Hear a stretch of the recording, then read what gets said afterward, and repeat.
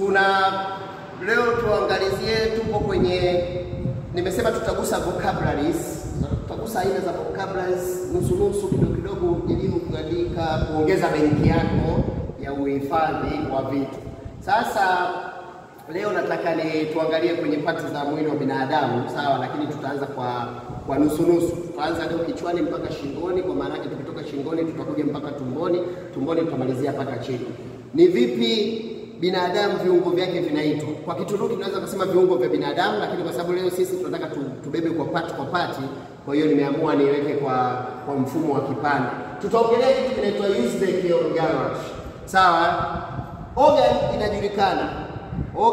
zinajulikana, ni neno la kibiolojia linalomaanisha organ kama organ, viungo, yani vya kimwili, sawa Lakini sasa hapa tunasema Yüzdeki kwa maana ya use ni uso. Kwa hiyo tunaongelea vitu vilivyomo kwenye uso. Kwa hiyo hapa tunaongelea organ, yani vile viungo ambavyo vipo kwenye uso.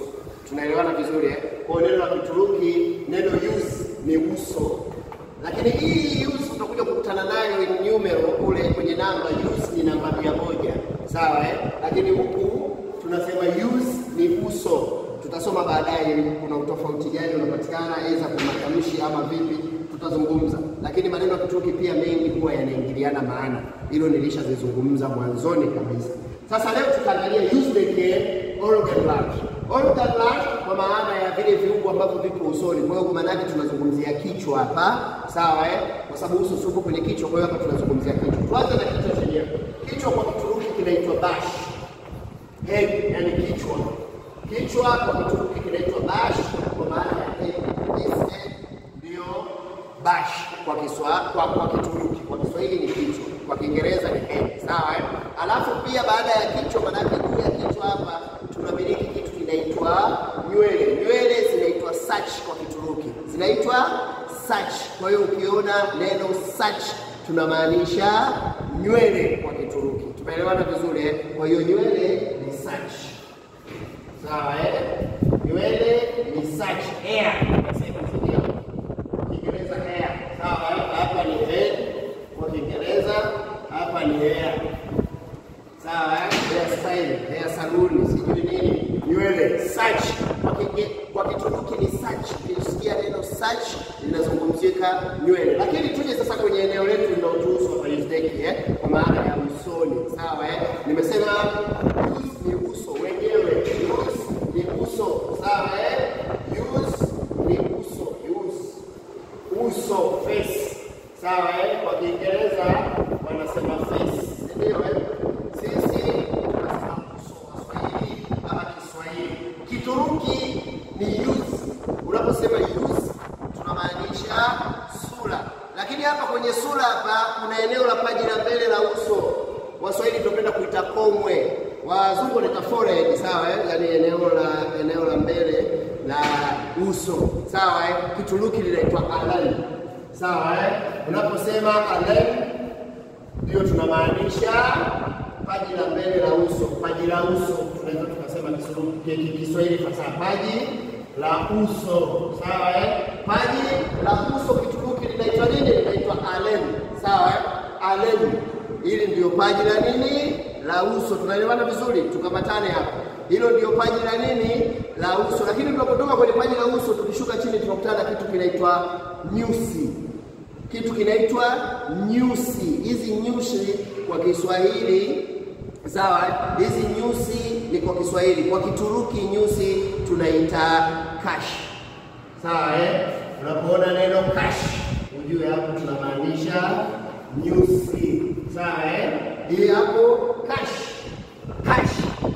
nyusi. Tunapatana vizuri. Na chini ya nyusi hapa ukija kwenye jicho lenyewe. Jicho lenyewe au tuanze nje ya jicho. Nje ya jicho kuna kitu kinaitwa kope. Sawa Hii kope inaitwa kirpik. Kwa Kituruki tunaita kirpik. Sawa Kirpik ndio kope. Sawa Kirpik ndio kope kwa Kituruki. Na vile baada ya kope hapa tutaingia ndani yake na tutakutana na jicho. Jicho linaitwa göz. Göz ni jicho. Sawa Tunaposema gözler, sawa au gözler ni maana nilishazungumzia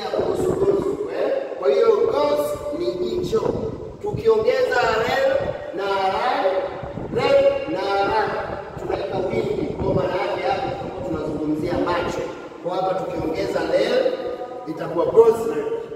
Gozrer yamekuwa yote mawili. Kwa hiyo hapo ndio tunazungumzia macho. Tunaelewana vizuri?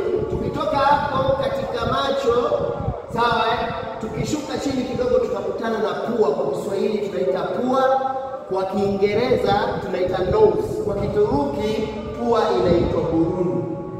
Sawa, unaposikia neno burun ujue Kituruki hapo imemanishwa pua. Tumeelewana vizuri Na pia baada ya pua tukishuka chini hapa kidogo ya pua ndio tunakutana sasa na mdomo. Lakini kabla ya mdomo pembeni yake kuna mashavu. Tumeelewana vizuri? Sasa mashavu Kituruki wanahitaji mashavu, Kituruki yanaitwa yanak. Unaposema yanak kwa Kituruki yanak ni shavu, yanaklar ndio yanakuwa mashavu. Kwa hapa ni shavu, sawa, ukiongeza ra yanaklar yanakuwa mashavu. Nilisema ukiona neno limewekwa ili au ili, ujue hilo linabeba wingi. Neno lote ukaona limewekwa ili, maana yake limejitoa kwenye umoja. Hiyo lina present wingi. Sawa, ndio maana goes jicho tukasema goes red ikawa macho.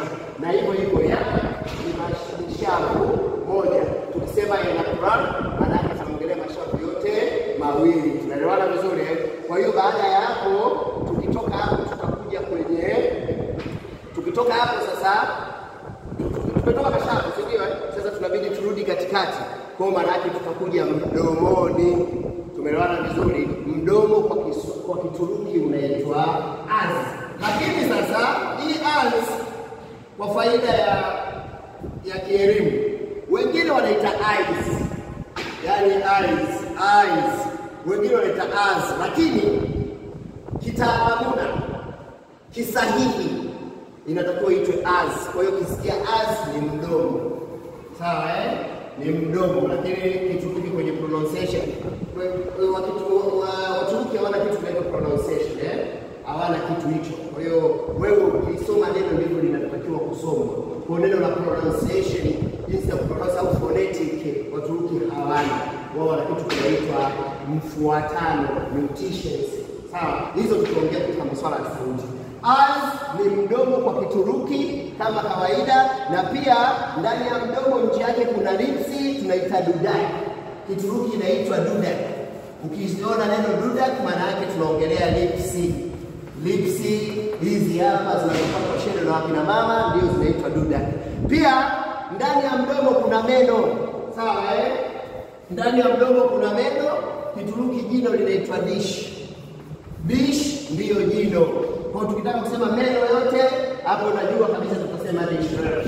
Sawa dishrer ndio yanazungumzika meno yote kwa Kituruki. Tumeelewana vizuri? Na ndani ya mdomo baada ya meno kuna kitu kinaitwa ulimi. Ulimi unaitwa dil. Sawa kwa Kituruki ulimi unaitwa dil. Ukiona neno dil ujue hapo tumezungumzia ulimi. Sawa Pia tutamaliza na kitu kama kidevu. Kidevu Kiingereza ni chini na Kituruki hivyo hivyo. Kidevu kinaitwa chini. Sawa Kidevu kwa Kituruki pia kinaitwa chini. Sawa ambacho ni kidevu. Sawa Kidevu ndio cha mwisho katika viungo vya sura. Kwa tunapoongea chini tunaongelea kidevu, na hapa ndivyo tumeona uso, usek, organ brush.